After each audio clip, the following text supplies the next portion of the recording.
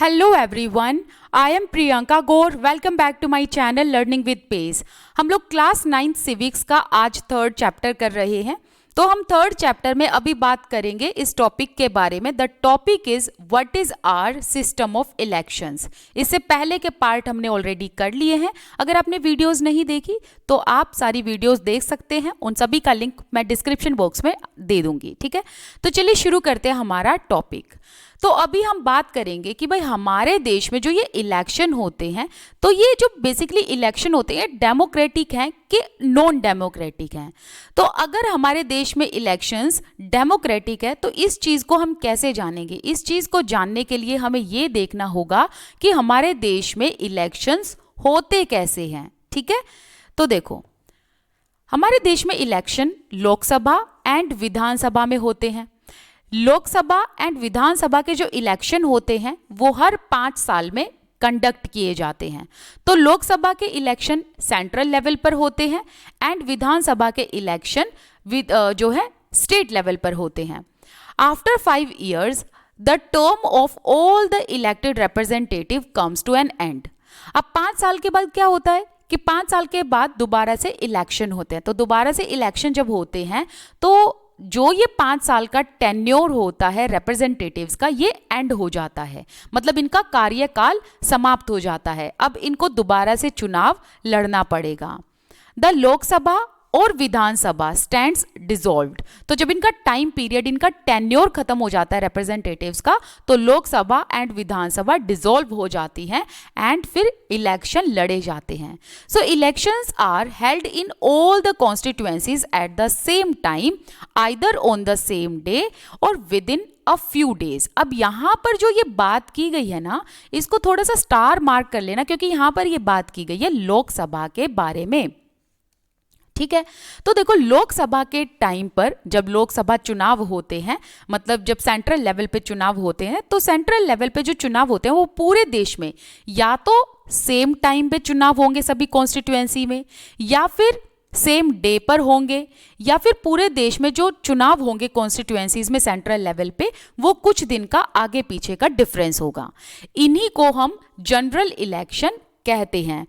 इसके अलावा Sometimes election is held only for one constituency। कई बार क्या होता है सिर्फ एक ही कॉन्स्टिट्यूएंसी में हमें इलेक्शन कराने पड़ते हैं। क्यों कराने पड़ते हैं? टू फिल द वैकेंसी, ताकि एक वैकेंट सीट को फिल कराया जा सके। तो देखो क्या होता है कि अगर एक कार्यकाल के दौरान कह लो, या एक ये कह सकते हो आप, जब एक टाइम पीरियड चल रहा हो किसी पार्टी का एंड उसमें से अगर कोई मेंबर की डेथ हो जाती है, मतलब कोई रिप्रेजेंटेटिव की अगर डेथ हो जाती है या कोई मेंबर रेजिग्नेशन लेटर दे देता है, अपना इस्तीफा दे देता है, तो उसकी सीट खाली हो गई। तो जब उसकी सीट खाली हो जाती है तो उस सीट के लिए हमें एक कॉन्स्टिट्यूएंसी में इलेक्शन कराने पड़ते हैं। तो जब एक ही कॉन्स्टिट्यूएंसी में इलेक्शन कराने पड़े सीट को फिल करने के लिए, उसे हम बाय इलेक्शन कहते हैं। हालांकि इस चैप्टर में हम जनरल इलेक्शन पर फोकस करेंगे।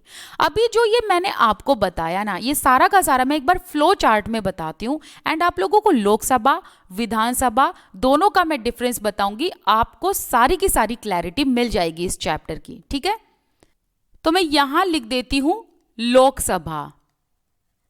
ठीक है, एंड यहां लिख देते हैं हम विधानसभा। चलिए अब इसका डिफरेंस देखते हैं एंड आपकी बहुत सारी कंफ्यूजन अब दूर हो जाएगी। देखो पहला पॉइंट तो ये लिखो कि लोकसभा के जो इलेक्शन होते हैं वो सेंट्रल लेवल पर होते हैं। ठीक है, एंड विधानसभा के जो इलेक्शंस होते हैं वो स्टेट लेवल पर होते हैं। ओके, एंड विधानसभा को लेजिस्लेटिव असेंबली भी कहा जाता है। Okay, legislative assembly.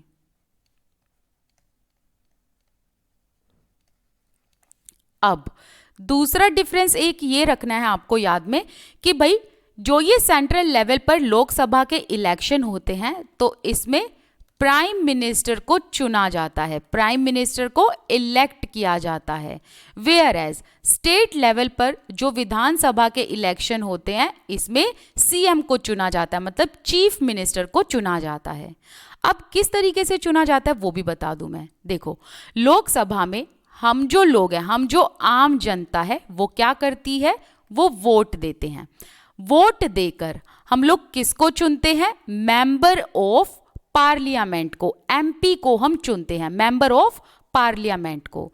तो जितने भी मेंबर ऑफ पार्लियामेंट चुने जाते हैं, इनमें से जो मेजॉरिटी लीडर्स हैं एक पार्टी के, जो मेजॉरिटी लीडर्स होंगे एक पार्टी के, जो मेजॉरिटी लीडर होंगे, वो अपने में से एक लीडर चुनेंगे एंड जिन्हें कहा जाएगा प्राइम मिनिस्टर।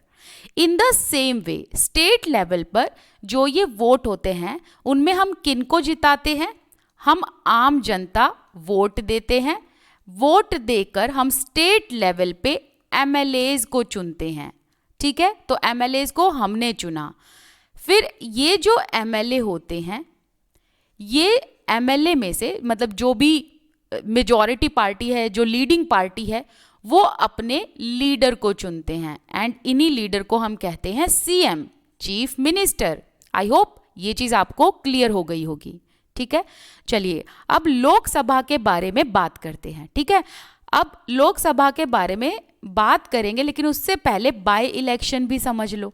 हालांकि ये हमने अभी कर लिया, लेकिन फिर भी इसको मैं दोबारा बता देती हूँ। देखो, बाय इलेक्शन में क्या होता है कि जब किसी एमएलए की या किसी मेंबर ऑफ पार्लियामेंट की डेथ हो जाती है या फिर इनमें से कोई रिजाइन दे देता है, तो क्या होता है कि इनकी सीट जो है वो वैकेंट हो जाती है, खाली हो जाती है।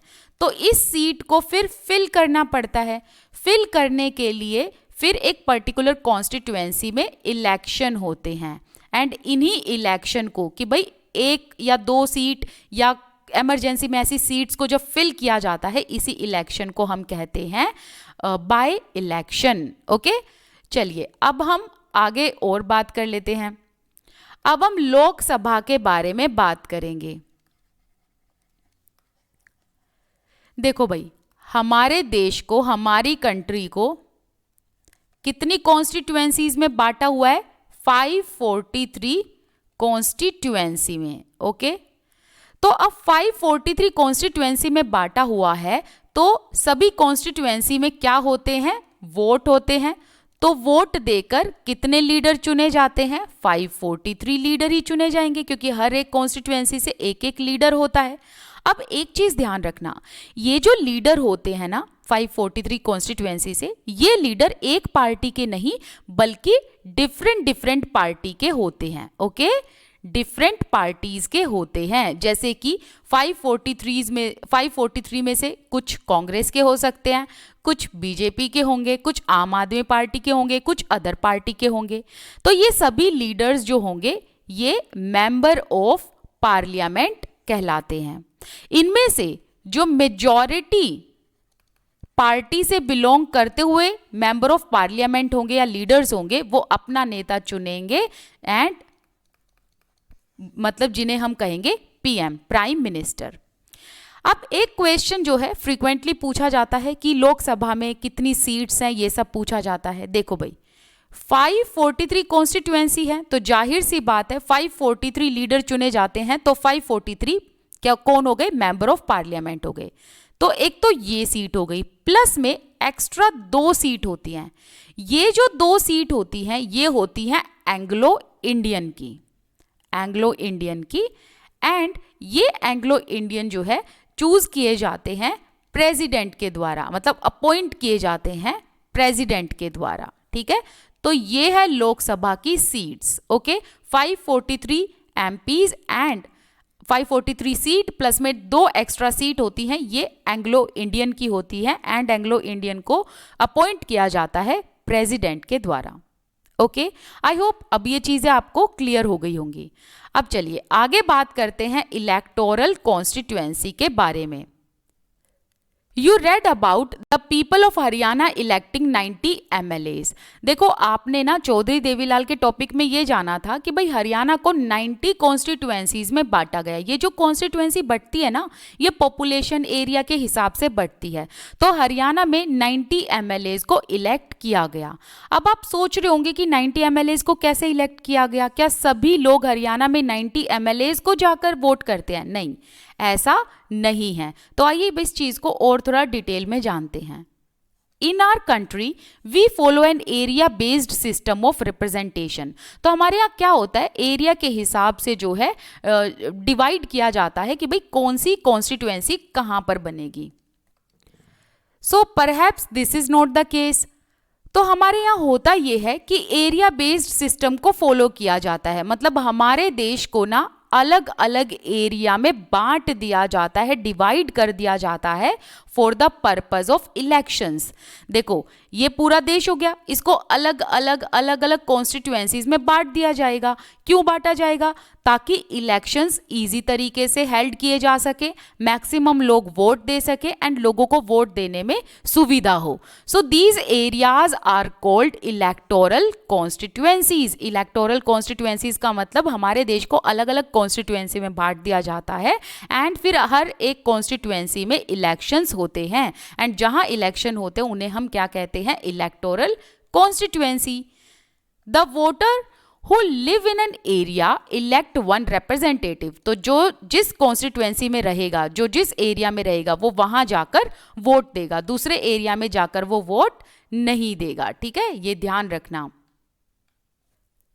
For Lok Sabha elections, the country is divided into 543 constituencies। देखो ये चीज तो मैंने आपको अभी बताई थी कि लोकसभा के जो इलेक्शंस होते हैं ना, ये सेंट्रल लेवल पर होते हैं। ठीक है, कौन से लेवल पर होते हैं? सेंट्रल लेवल पर होते हैं।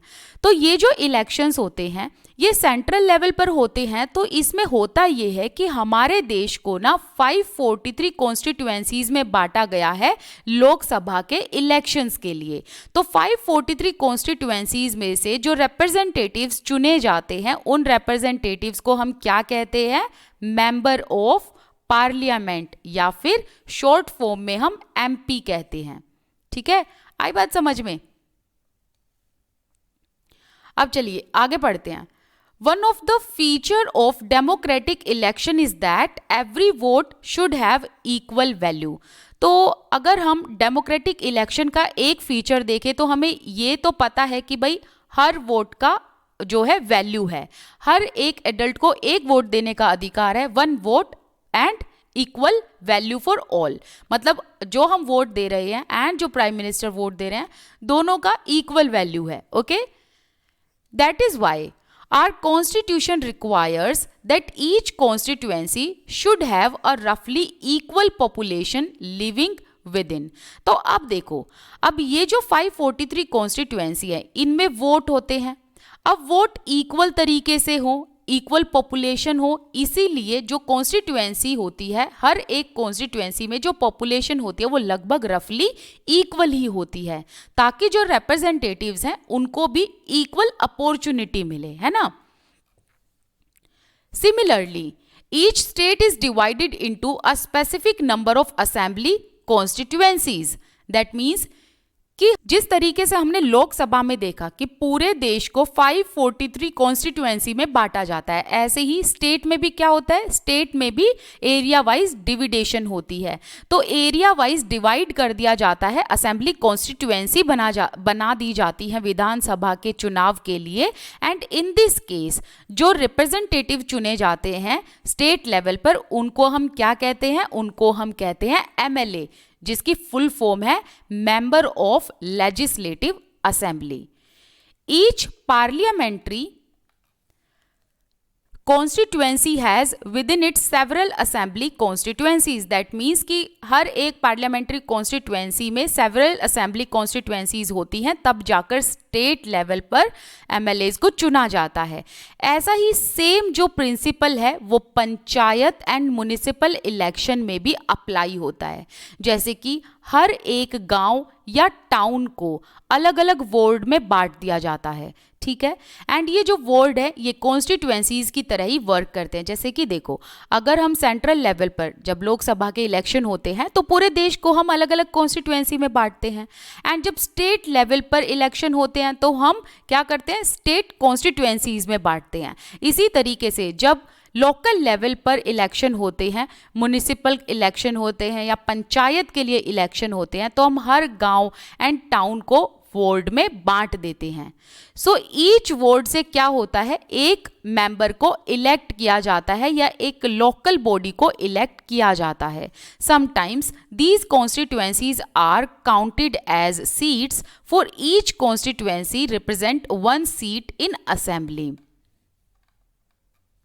तो यहां पर कहने का मतलब ये है कि हम ना इन कॉन्स्टिट्यूएंसीज को सीट्स भी कहते हैं, ठीक है, इन कॉन्स्टिट्यूएंसीज को हम सीट्स भी कहते हैं। ऐसा क्यों कहते हैं हम, क्योंकि हर एक कॉन्स्टिट्यूएंसी जो है वो रिप्रेजेंट करती है एक सीट को, ठीक है, इसीलिए हम क्या कहते हैं, कॉन्स्टिट्यूएंसीज को सीट्स भी कहते हैं। जैसे कि फॉर एग्जाम्पल अगर हम लोकदल की बात करें तो लोकदल ने 60 सीट जीती थी हरियाणा में, ठीक है। अब ये सीट का मतलब क्या है, इस सीट का मतलब है assembly constituency. So it means that candidates of Lok Sabha one in 60 assembly constituency. तो अगर हम ये कहते हैं कि किसी पर्टिकुलर पार्टी के लोगों ने 60 सीट जीत ली, तो इसका मतलब है कि उन्होंने 60 असेंबली कॉन्स्टिट्यूएंसी में विक्ट्री हासिल कर ली है। तो इसीलिए हम कॉन्स्टिट्यूएंसी को सीट्स भी कहते हैं, ठीक है।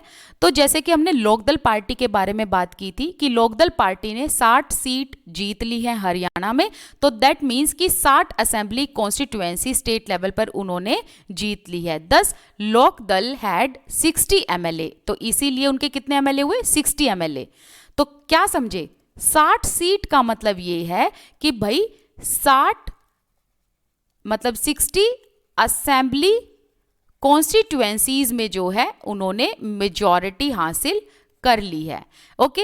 एंड उनके कितने MLA निकल कर आए, 60 सीट मतलब 60 MLA। आई बात समझ में। तो इस तरीके से हम जो है इसको रेफर करते हैं।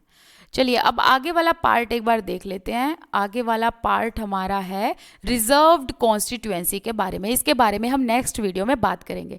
Till then bye bye, thank you so much for watching this video.